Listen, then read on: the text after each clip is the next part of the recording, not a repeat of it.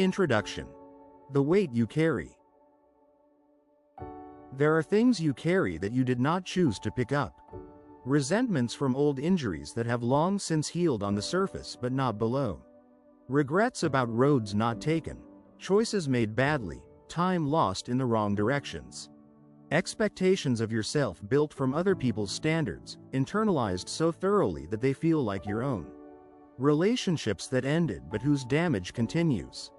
A version of yourself from years ago that you keep evaluating by, long after the evaluation should have been updated. Letting go is one of those phrases that gets said easily and done with great difficulty. It sounds passive, the simple cessation of holding. But the things that are hardest to let go of are the things that hold us as much as we hold them. They are not items we can set down through an act of will. They are patterns, stories, and emotional residue that have become part of the architecture of how we move through the world. This book is about understanding why letting go is hard, specifically, what we are actually protecting when we hold on, and about the practices that make genuine release possible. Not the false letting go of suppression, which drives things underground without resolving them. The real kind, which changes the relationship to the thing held and eventually reduces its weight to something that can be carried without cost. Chapter 1. Why we hold on. Holding on persists because it serves a function. The resentment you carry is not irrationality. It is, at some level, a protection against the vulnerability of letting the person who hurt you off the hook. The regret you rehearse is not weakness. It is the mind trying to undo what cannot be undone, trying to find the decision point and change it, trying to make sense of how things went wrong. The story you tell about being limited is not pessimism. It is a way of managing expectations, your own and others, so that failure does not hurt as much. Each of these functions is understandable. Each of them has a cost. The protection against vulnerability becomes the thing that prevents reconciliation or trust. The attempt to undo the past becomes the preoccupation that prevents engagement with the present. The management of expectations becomes the ceiling that limits what is attempted and therefore what is achieved. Letting go requires understanding what the holding is doing, what it is providing, so that the release is not experienced as losing something valuable but as choosing something better. The person who lets go of resentment is not offering a gift to the person who wronged them. They are choosing to retrieve the energy that resentment was consuming and redirect it toward something that actually serves them. Chapter 2. Resentment and what it costs. Resentment is among the heaviest things a person can carry. It is the emotional residue of a wound that did not resolve, an injury that produced anger, and anger that had nowhere to go, and nowhere to go that became a kind of permanent orientation toward the person or situation that caused it. The classic description, that holding on to resentment is like drinking poison and waiting for the other person to die, has become a cliché because it is accurate. The person who holds the resentment is the one whose mental and emotional resources are occupied by it. The person toward whom it is directed may or may not be aware of it, may or may not care, and in the case of people who are no longer in your life, is entirely unaffected by it. Releasing resentment is not the same as saying the injury did not matter. It is not a concession that the wrong was acceptable. It is the recognition that continuing to be occupied by the injury is a secondary injury, one that you are now inflicting on yourself, long after the original injury has ended. The wrongdoer may deserve the resentment. The question is whether you deserve to carry it. Chapter 3. Forgiveness is for you. Forgiveness is widely misunderstood, which is one reason it is so rarely attempted and even less often achieved. It is understood as a gift to the person who wronged you, a declaration that what they did was acceptable, that the account is settled, that they are released from the debt. In this understanding, forgiveness is something the wrongdoer must earn before it is extended. Real forgiveness is none of these things. It is not a declaration that the wrong was acceptable, it was not. It is not a settlement of a moral account, the wrong remains in the record. It is not a gift to the wrongdoer. They may never know it happened, and their life is not substantially changed by it. Forgiveness is the decision to stop allowing what happened to continue consuming your present. It is entirely about what happens inside you. This reframing changes what forgiveness requires. It does not require the other person's participation. It does not require minimizing the injury. It does not require a reconciliation or the restoration of a relationship. It requires the internal decision to retrieve your resources from the past event and return them to the present. That decision can be made regardless of what the other person does or does not do. Chapter 4. Regret and its proper use. Regret is not inherently destructive. It is information, specifically, information about what you value, derived from the experience of having acted against those values or having failed to act in accordance with them. Used well, regret is clarifying. It tells you what matters to you and what you want to do differently. Used badly, it is a loop, the repeated rehearsal of a past decision that cannot be changed, producing pain without producing anything useful. The distinction between productive and unproductive regret is whether the regret is informing future behavior or simply occupying present attention.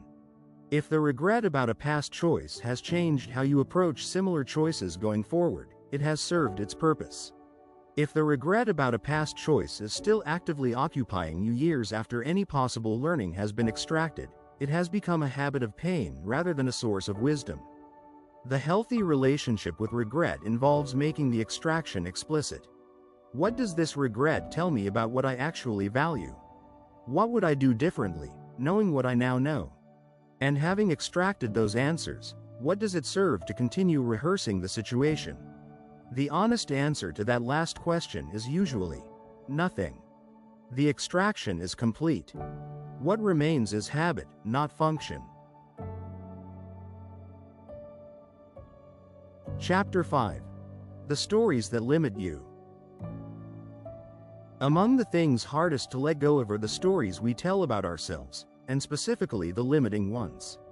The story that you are not creative, not good with numbers, not someone who succeeds in relationships, not cut out for the kind of life you actually want.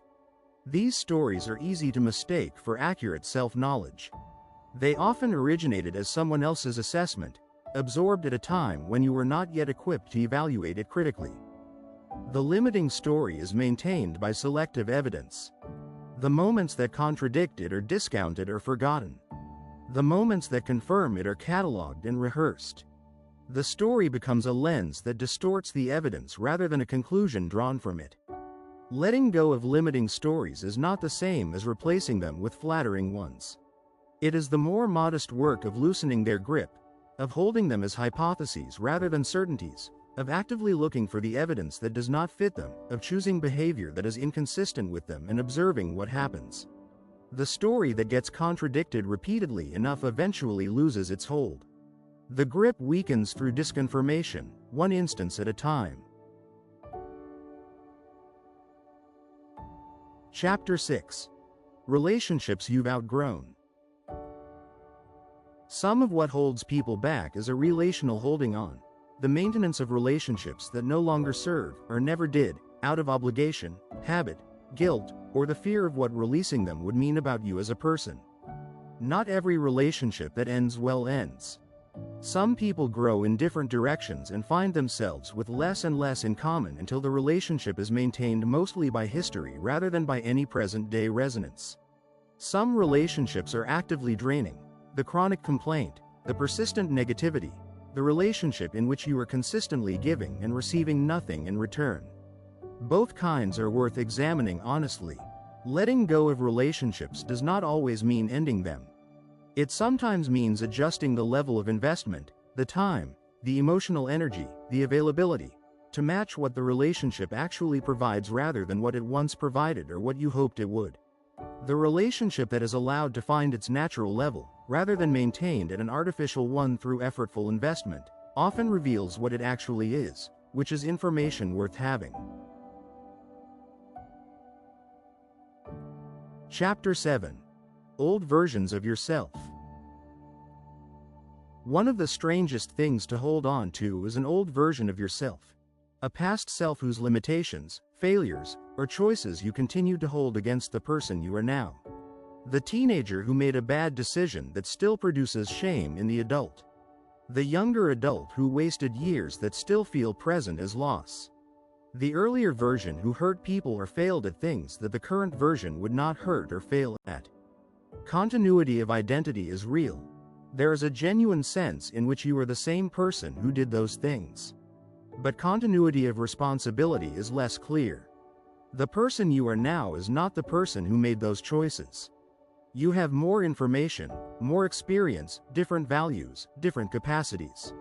Holding the person you are now responsible for the failures of the person you were is a form of injustice, one you would not impose on anyone else whose history you understood with the same completeness. Letting go of old selves requires the same structure as other forgiveness. The acknowledgement of what happened, the extraction of whatever learning is still useful, and the decision to stop requiring the present self to carry the full weight of the past self's record. The past is not erasable, but it is also not perpetually relevant. That distinction matters. Chapter 8. Expectations that were never yours. A significant portion of the weight people carry is made of expectations they absorbed from others, parents, teachers, cultures, peers, and internalized so thoroughly that they experience them as their own desires. The career that was chosen to satisfy someone else. The relationship structure that was accepted because it was the expected one. The standard of success measured in terms that someone else defined. The difficulty with absorbed expectations is that they do not announce themselves as foreign. They feel like your values, your desires, your definition of a good life. The process of examining them, asking whose standard this actually is, whether you would choose it if you were constructing your values from scratch, whether it serves the life you actually want, is uncomfortable precisely because it can produce answers that require change. Letting go of expectations that were never yours does not mean rejecting everything you were taught. Some absorbed values, examined, turn out to be genuinely yours, genuinely resonant with who you are and what you want. But some do not. And the weight of carrying values and expectations that do not fit you, of organizing your life around a definition of success that is not your own, is one of the heaviest burdens available, and one of the most available to be set down. Chapter 9. The Practice of Release. Letting go is not a single event. It is a practice, a series of decisions made repeatedly, often over long periods, in the direction of release rather than holding. The resentment that is let go on Monday may return on Thursday. The limiting story released in the morning may reassert itself by afternoon. This is not failure. It is the nature of patterns that have been established over years. The practice of release is supported by certain habits of attention. Noticing when you are in the grip of something, when the resentment is active, when the limiting story is running, when the old regret is cycling, without immediately acting from that state. Creating a small interval between the feeling and the response. Asking what the holding is doing and whether it is worth what it costs. Over time, the intervals become longer. The noticing becomes faster. The grip, attended to regularly, loosens. Not completely and not forever, but enough to change the ratio between the time spent carried by the thing and the time spent free of it. That ratio, over a life, is the difference between a life organized around the past and a life available to the present. Chapter 10. What becomes possible? What becomes possible when you let go of what has been holding you back is not, in the first instance, dramatic. You do not immediately become a different person. You do not immediately access some reservoir of energy and possibility that the holding had been blocking. The change is subtler than that, and more real. What becomes possible is attention. The attention that was occupied by the resentment, the regret, the old story, the wrong expectation. That attention becomes available for the present.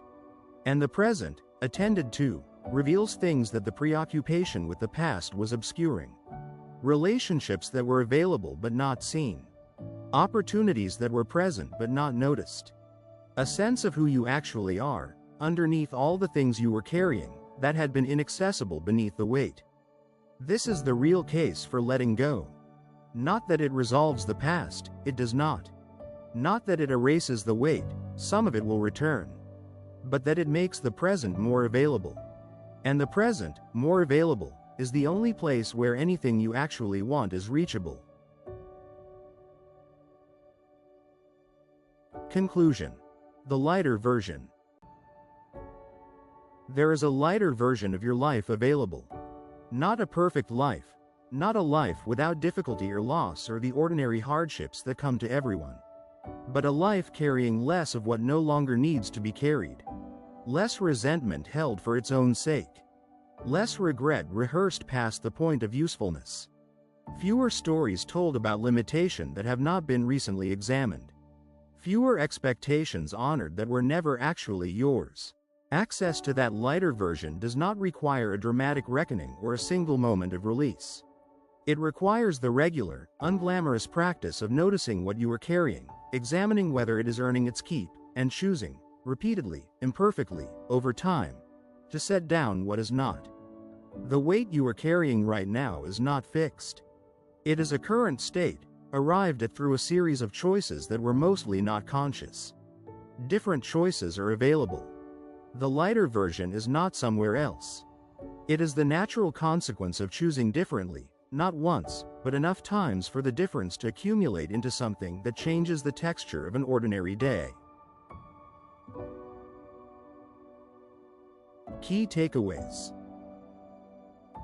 Holding on persists because it serves a function: protection, sense-making, expectation management.